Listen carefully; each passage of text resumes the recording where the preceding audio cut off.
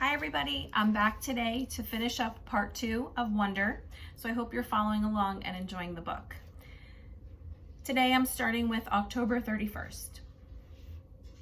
Grands had died the night before Halloween. Since then, even though it's been 4 years, this has always been a sad time of year for me. For Mom too, though she doesn't always say it. Instead, she immerses herself in getting August's costume ready, since we all know Halloween is his favorite time of the year. This year was no different. August really wanted to be a Star Wars character called Boba Fett. So Mom looked for a Boba Fett costume in August's size, which strangely enough was out of stock everywhere. She went to every online store, found a few on eBay that were going for an outrageous amount, and finally ended up buying a Jango Fett costume that she then converted into a Boba Fett costume by painting it green. I would say in all, she must have spent 2 weeks working on the stupid costume. And no, I won't mention the fact that Mom has never made any of my costumes, because it really has no bearing on anything at all. The morning of Halloween, I woke up thinking about Grands, which made me really sad and weepy. Dad kept telling me to hurry up and get dressed, which just stressed me out even more, and suddenly I started crying. I just wanted to stay home. So Dad took August to school that morning, and Mom said I could stay home, and the two of us cried together for a while. One thing I knew for sure, however much I missed Grands, Mom must have missed her more. All those times August was clinging to life after surgery. All those rush trips to the ER. Grands had always been there for Mom. It felt good to cry with Mom. For both of us. At some point, Mom had the idea of watching The Ghost and Mrs. Muir together, which was one of our all-time favorite black and white movies. I agreed that this was a great idea. I think I probably would have used this weeping session as an opportunity to tell Mom everything that was going on at school with Miranda and Ella. But just as we were sitting down in front of the DVD player, the phone rang. It was the nurse from August's school to tell Mom that August had a stomach ache and should be picked up. So much for the old movies and the mother-daughter bonding. Mom picked August up, and the moment he came home, he went straight to the bathroom and threw up. Then he went to his bed and pulled the covers over his head. Mom took his temperature, brought him some hot tea, and assumed the August mom role again. Via's mom, who had come out for a little while, was put away. I understand though. August was in bad shape. Neither one of us asked him why he had worn his Bleeding Scream costume to school instead of the Boba Fett costume, the one that Mom had made for him. If it annoyed Mom to see the costume she had worked on for 2 weeks tossed on the floor unused, she didn't show it. Trick or treat. August said he wasn't feeling well enough to go trick-or-treating later in the afternoon, which was sad for him because I know how much he loved to trick-or-treat, especially after it got dark outside. Even though I was well beyond the trick-or-treating stage myself, I usually threw on some mask or other to accompany him up and down the blocks, watching him knocking on people's doors, giddy with excitement.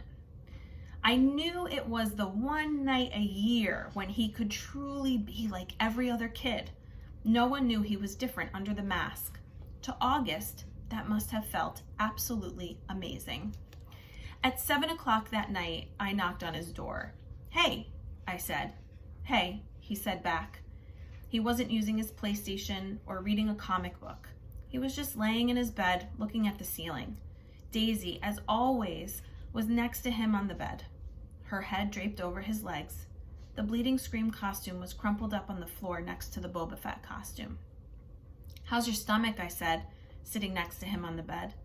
"I'm still nauseous." "You sure you're not up for the Halloween parade?" "Positive." This surprised me.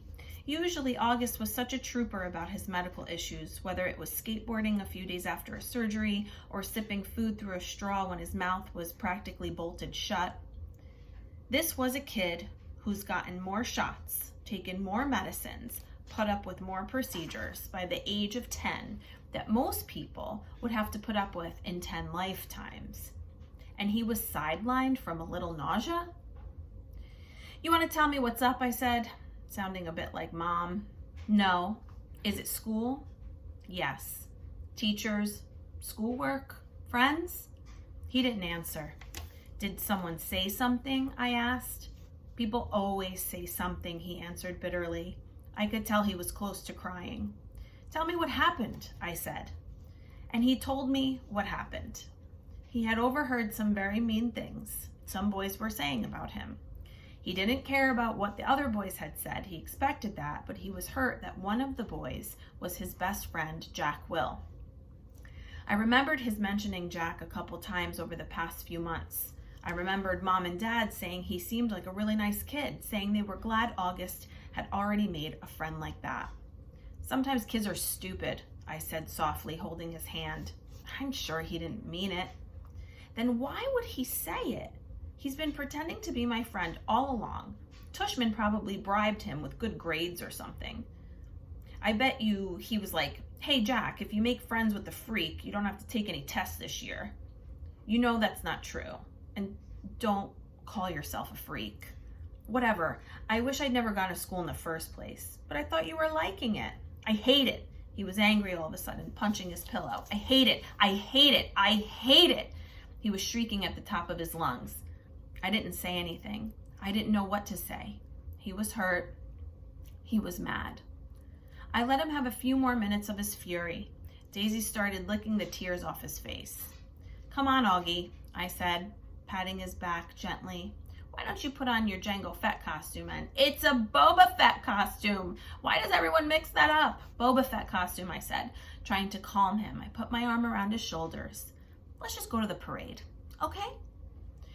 If I go to the parade, Mom will think I'm feeling better and make me go to school tomorrow. Mom would never make you go to school, I answered. Come on, Augie, let's just go.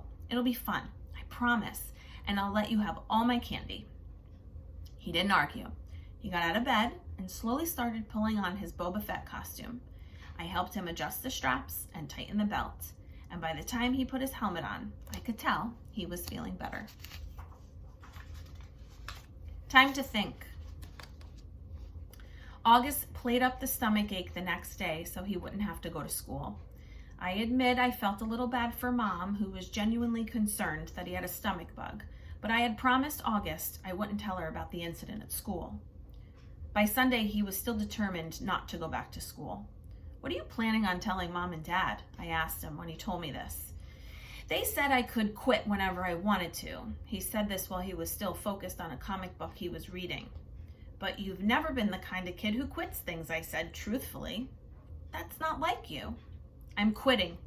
You're going to have to tell Mom and Dad why, I pointed out, pulling the comic book out of his hands so he'd have to look up at me while we were talking. Then Mom will have to call the school and everyone will know about it. Will Jack get in trouble?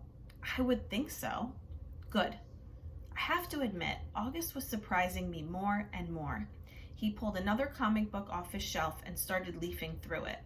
Augie, I said, are you really going to let a couple of stupid kids keep you from going back to school? I know you've been enjoying it. Don't give them that power over you. Don't give them the satisfaction. They have no idea I even heard them, he explained.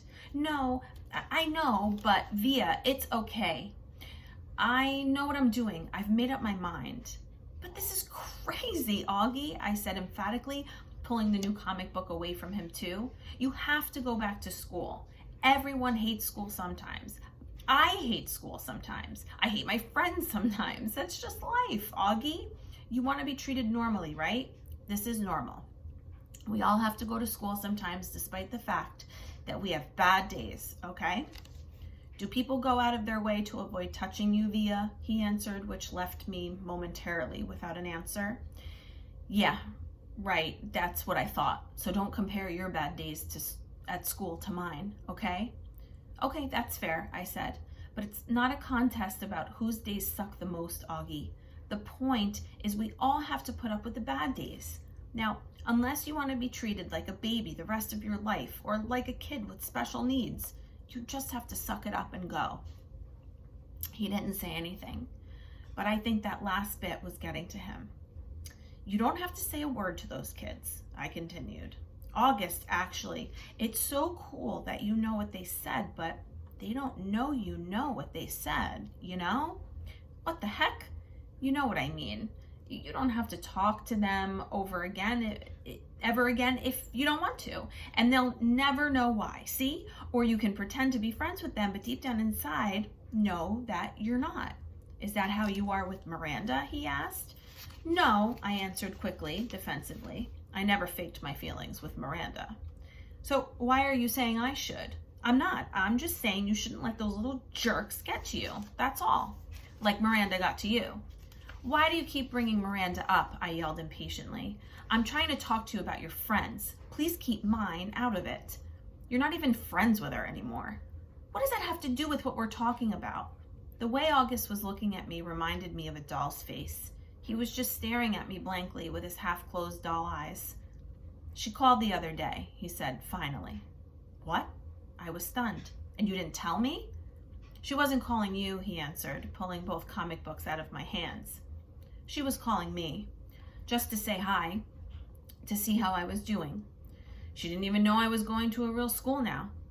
I can't believe you hadn't even told her. She said the two of you don't hang out as much anymore, but she wanted me to know she'd always love me like a big sister. Double stunned, stung, flabbergasted. No words formed in my mouth. Why didn't you tell me? I said finally. I don't know, he shrugged, opening the first comic book again. Well, I'm telling Mom and Dad about Jack Will if you stop going to school. And Tushman will probably call you into school and make Jack and those other kids apologize to you in front of everyone, and everyone will treat you like a kid who should be going to school for kids with special needs. Is that what you want? Because that's what's going to happen. Otherwise, just go back to school and act like nothing happened. Or, if you want to confront Jack about it, fine. But either way, if you... Fine, he interrupted. What? Fine, I'll go. He yelled, not loudly. Just stop talking about it already. Can I please read my book now? Fine, I answered. Turning to leave his room, I thought of something. Did Miranda say anything else about me? He looked up from the comic book and looked right into my eyes. She said to tell you she misses you.